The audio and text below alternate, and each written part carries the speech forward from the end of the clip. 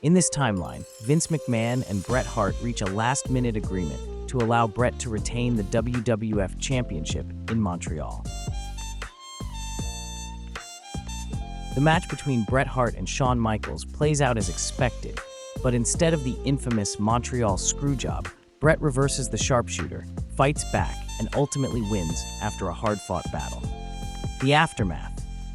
The next night on Raw, Bret Hart comes out as the WWF champion. Vince McMahon acknowledges Bret's status as the champion, but reiterates that he's still leaving for WCW. However, instead of a messy screwjob, Vince demands Bret drop the title before departing. Bret refuses, saying he will do the right thing and vacate the championship on his terms, ensuring that he leaves the WWF with dignity. This leads to tensions between Bret and Vince, but not an all-out betrayal. A different title change. Bret agrees to wrestle one more match before leaving, a WWF Championship match at In Your House D-Generation X, December 1997.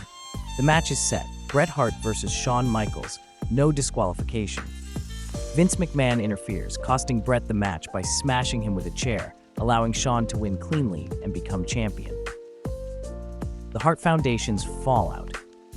Bret and the Hart Foundation leave the WWF without the bitterness of a screwjob, but the faction disbands amicably.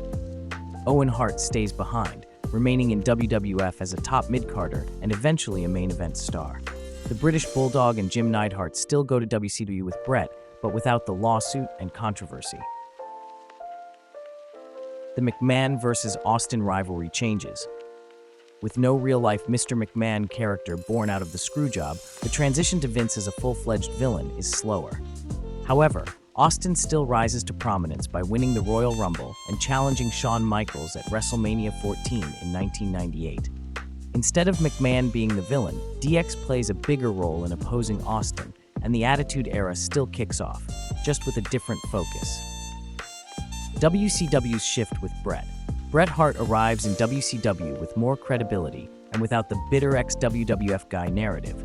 Instead of a misused mid-card feud with Ric Flair, Bret is immediately inserted into the Starrcade 1997 main event as the special guest referee for Sting vs. Hollywood Hogan.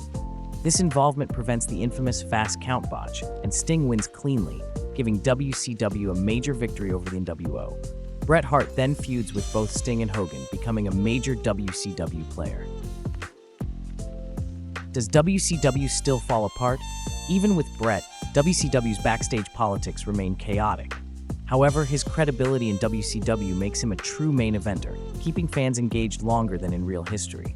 Bret eventually wins the WCW Championship, but the company still declines due to poor management, leading to WWF's dominance by 2001.